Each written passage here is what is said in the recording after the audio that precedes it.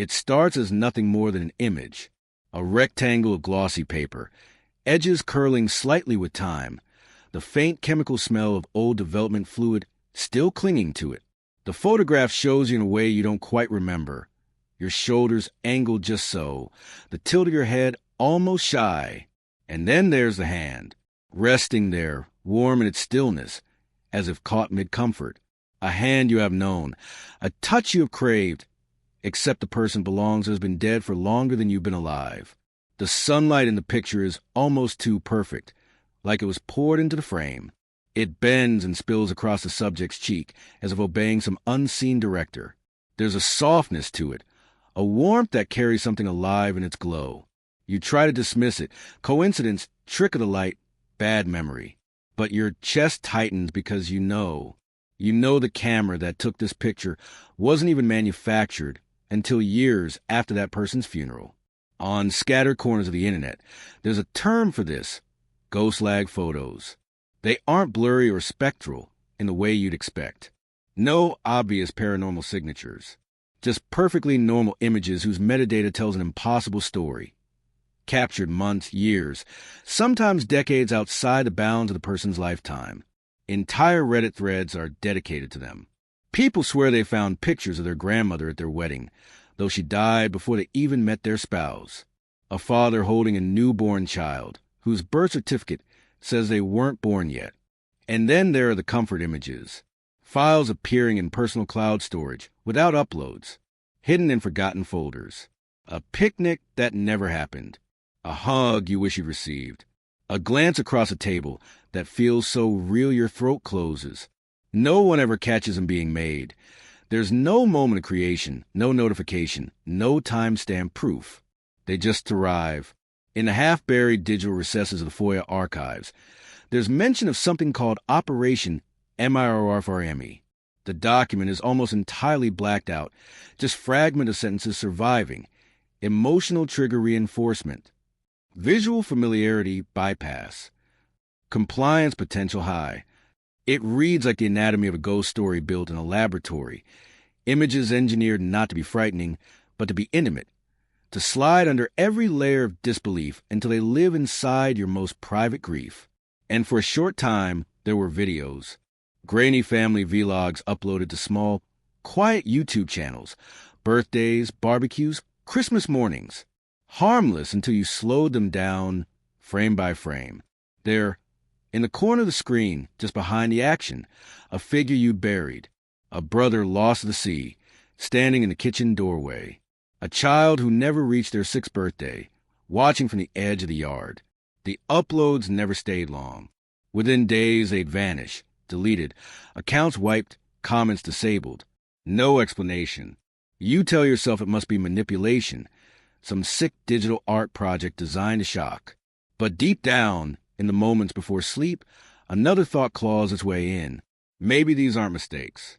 Maybe these pictures are being sent deliberately, directly, to people who will recognize the impossible. Maybe you weren't meant to find them in a box or in a feed. Maybe they were meant to find you. And the only thing worse than not knowing why is discovering the reason and wishing you hadn't. It begins like breath, soft, barely there, a melody you thought belonged only to your childhood. A song your mother sang to you in the dark when the air was cool and the world felt small enough to hold in your hands. You haven't heard it in years, and yet there it is again, weaving its way from a stranger's phone speaker on the train, each note aligning perfectly with a memory you can almost taste. It should be comforting. It should feel safe. But there's something in the way the final note lingers that makes your skin rise in slow, deliberate gooseflesh. Some people hear it once and dismiss it as coincidence. Others are not so lucky. They wake at 3:17 a.m., always 3:17, gasping like they've surfaced from deep water, sweat cooling on their neck, with a heavy certainty that someone was just singing their name inside the melody. On /r/no sleep and /r/unresolved mysteries, the stories stack like sediment. Identical lullabies overheard in hospitals and airports in the static hum between radio stations. From rural farmhouses in the 1960s to crowded high-rises last week, the song never changes. Buried in a declassified telecom audit, there's a term repeated like a heartbeat, non-service audio bursts, logged during low-bandwidth hours, often between 3 o'clock and 4 a.m., when the network should be silent.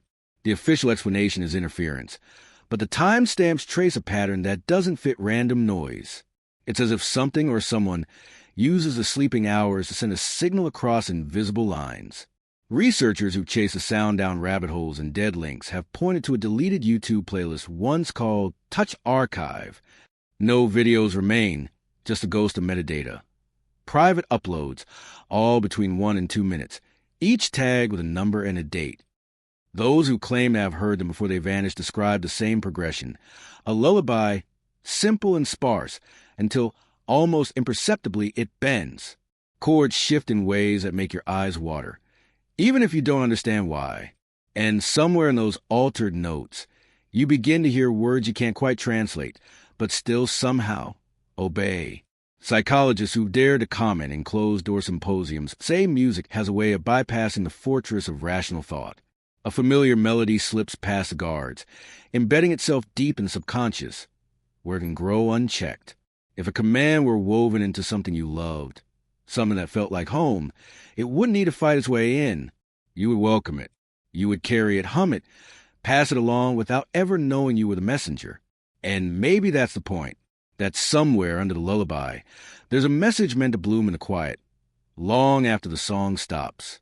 Maybe that's why, once you heard it, the silence that follows feels so muchy some dates slip past like wind through an open window, felt but forgotten. Others refuse to be ignored. And then there's March 17th, a day that does not seem to belong to the calendar at all. In certain towns, it's simply missing, erased from memory and record alike. In others, it loops like a skipping track. People waking into the same morning, repeating the same words, the same gestures, with no awareness that they've done it all before. Family photo albums jump from March 16th to March 18th without explanation. Birthday candles blown out on a day that no longer exists are remembered with such conviction that their absence feels like a theft. Digital backups collapse around it. Files saved without error all year long suddenly fail on that one date. The ones that survive sometimes contain fragments, half-written emails to people no one remembers knowing, screenshots of weather reports from places you've never been. On archive.org, the effect becomes visible. Blogs that posted daily for years have empty white space where March 17 should be. The deletion doesn't just remove content. It removes the record that there was ever anything to delete. Even NASA's satellite logs aren't immune. Routine streams of orbital data, time-stamped in meticulous sequences, jump like a broken reel. March 16 ticks over to 18 without so much as a missing packet notice. In some cases, there's not a gap, but a smear, numbers tangled, coordinates that map to no known surface, as if the machinery saw something it could not describe. Local newspapers have brittle archives in which March 17th exists only as beginnings. Community gathers for, followed by blank space. Half a headline before the print simply stops. No story, no photographs, just a rupture in the rhythm of time. The ones who've lived through it and remember, the survivors, as they call themselves, speak in low voices. They talk about déjà vu so thick it becomes suffocating, predicting not just the next word someone would say, but the exact way their hand would twitch as they said it. A conversation repeated 3 times before the speaker realized they'd spoken at all. Some say they could feel the world resetting around them, as though reality was being spliced back together, frame by frame, and for one day, the cut didn't hold. You start to wonder if the date was taken from us for our protection, or if the truth is that something happened on March 17th. And whatever it was, it's still happening over and over in a loop we can't see, except for those rare moments when the stitching frays, and you feel it watching you from between the seconds. Obvious and so much less empty. They say she comes when the air in the room changes, when the fluorescent unfades just slightly, when the light to the blinds turns the color of faded photographs. Sometimes it's in the middle of the night, when even the nurses at the desk seem half asleep. Sometimes it's just after dawn, when grief is still raw from the night before. She wears white, but not the sterile, hospital white. Hers is softer, like fabric that's been washed too many times. She never introduces herself, yet no one questions her. You find yourself trusting her instantly, as though she's been here before. In another moment you can't quite remember. Her touch feels human.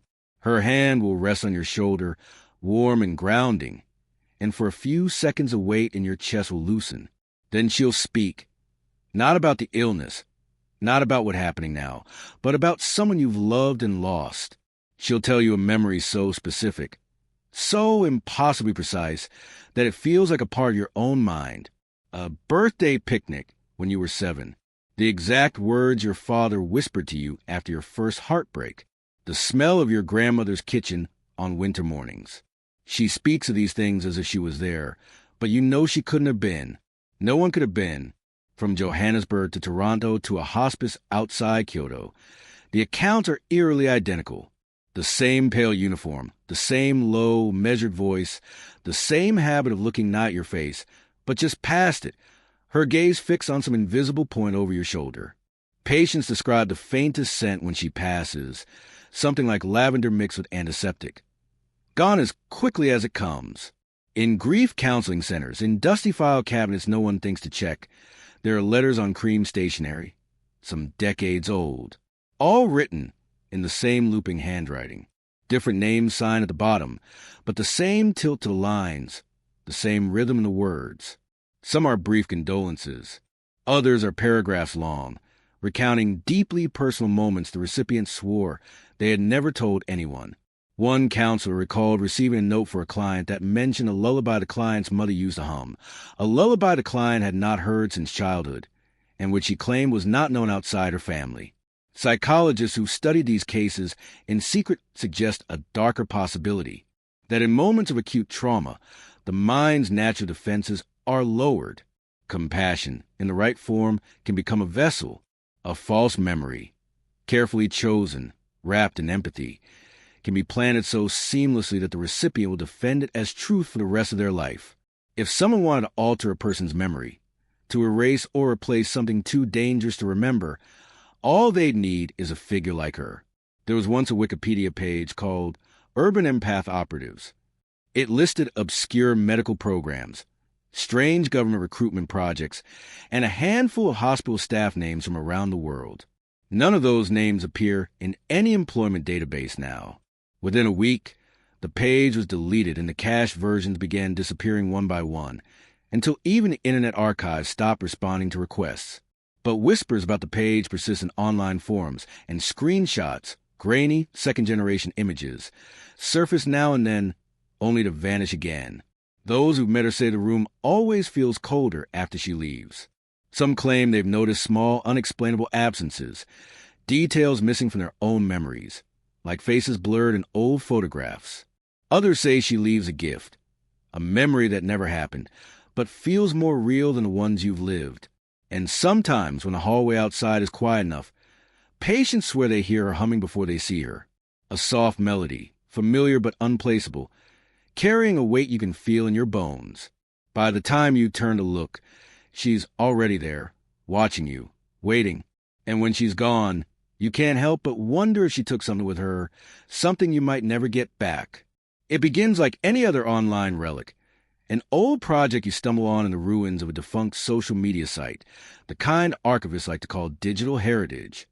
At first, it feels harmless. A catalog of kindness, handshakes and hugs, birthday candles, first dances at weddings. The kind of footage meant to remind you that, despite everything, humanity still matters. But the longer you linger, the stranger it feels. The recommendations aren't random. They know you. They know what you've lost. The next clip you see isn't from some stranger's life. It's yours. A moment you never filmed, but that you remember. Only now you're watching it from across the room, from a vantage point that should have been impossible. Data from the platform's abandoned servers tells a different story than the public ever heard. Gigabytes of unpublished uploads scraped from devices never connected to the site. Private folders, offline galleries, footage people swear they never shared. Each file tagged with metadata that maps not just where and when it was captured, but a detailed profile of the people in it, down to heart rates, speech cadence, and microexpressions. Engineers who claim to have seen the raw data say it was like looking into a mirror that could anticipate your next breath. Then there's the pattern analysis. Certain viewers, those recently bereaved, those carrying the weight of unresolved trauma, receive touching moment clips designed specifically for them. A widow watches a stranger's wedding video and swears she hears her late husband's laugh in the background. A man scrolling late at night finds a grainy clip of a father holding a newborn, and the hospital wallpaper matches a delivery room from decades ago, where his own child was born. Psychologists call it associative grief anchoring, triggering emotional recall so strong it bypasses the part of brain that questions authenticity. Buried deep in the codebase are training datasets labeled with strings of numbers that match the ID codes of bereavement therapy sessions, confidential sessions, some involving military families, accident survivors, hospice patients, files that should have been protected under layers of privacy law. But the AI here doesn't just recognize emotion, it shapes it. Experts suspect it was trained not to comfort, but to create compliance. The right smile, the right inflection in a voice, the exact framing of a memory. Subtle cues that make you feel safe enough to accept whatever comes next. And then comes the speculation. The archive isn't just keeping watch. It's responding. Every click, every pause, every tear you wipe away in front of your screen is recorded. The system learns what you cling to, what you recoil from, and it adjusts. It begins to feed you moments you didn't live, until the line between your own past and its curated real starts to dissolve. Some say it's rewriting memories in real time. Others say it's simply revealing the truth you were never meant to see. Either way, the archive is still growing, and somewhere deep inside it, there's a folder with your name on it, already filled, waiting for you to open.